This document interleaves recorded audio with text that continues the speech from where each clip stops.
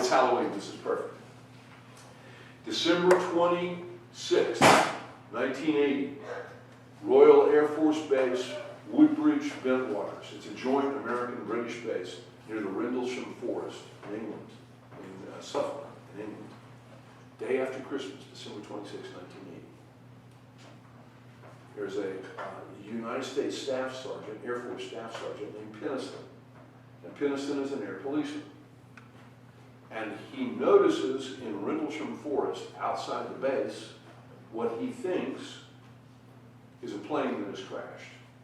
He thinks a plane has gone down. Well, RAF Woodbridge, Bentwaters, is the largest repository of American nuclear weapons in Europe.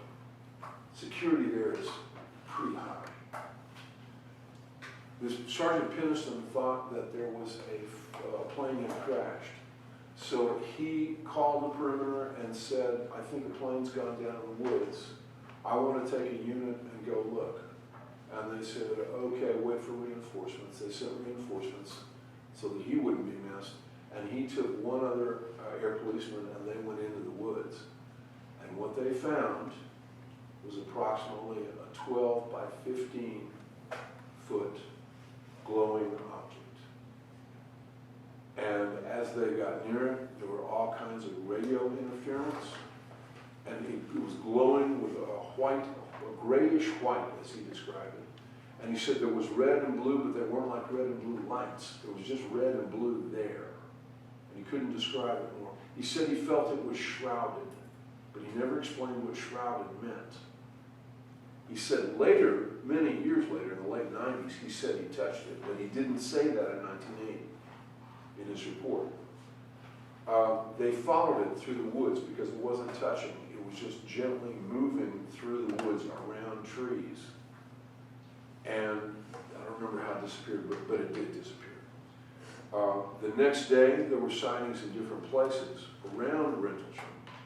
But on the 28th of December, Lieutenant Colonel Holt, who was the deputy base commander, came out with a detachment of like 20 airmen. And they weren't just air police. They were chemical warfare guys, they were radiation guys, there were photography, there were people from their photo lab. And he had a tape recorder in his hand. And he was talking his way because it was back. And they walked through the woods out there and they got right up to it. All of them tested positive for radiation later.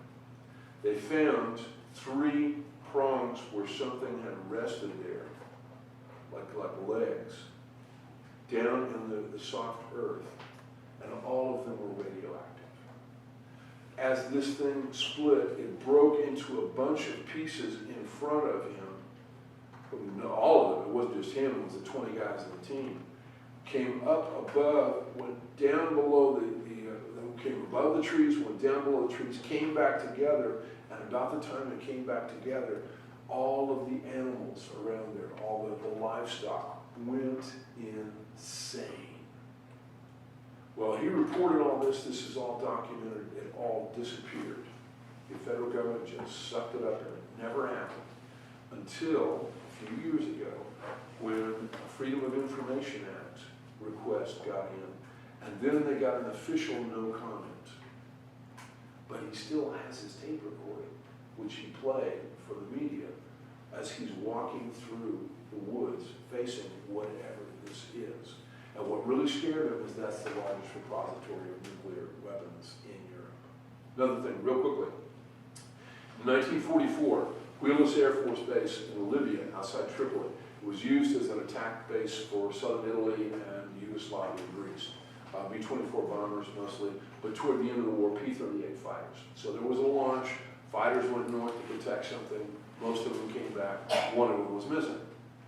So they waited for its endurance to expire. In other words, if it could fly for 3 hours, they waited for 3 hours. Okay, 3 hours, he'd be out of gas no matter what he did. Then they waited another hour after that. So it's now an hour beyond his endurance to fly.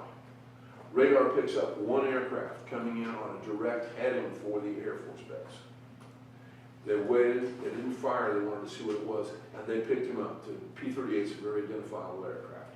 As it came over the end of the field, it didn't explode, it disintegrated. It didn't explode, it just fell apart. Parachute opened, pilot came down. When they got to him, he had one bullet right through his head. The base commander would not let anyone off the flight line who had seen that until every single person wrote out an official report of what they had seen with their own eyes, because it was hundreds of people. And to this day, no one can explain how that bird was still in the air, how it made it back to the base, how it disintegrated over the base in front of all those witnesses, and the pilot dead at the same time. Who pulled the ripcord? Those are questions that no one has ever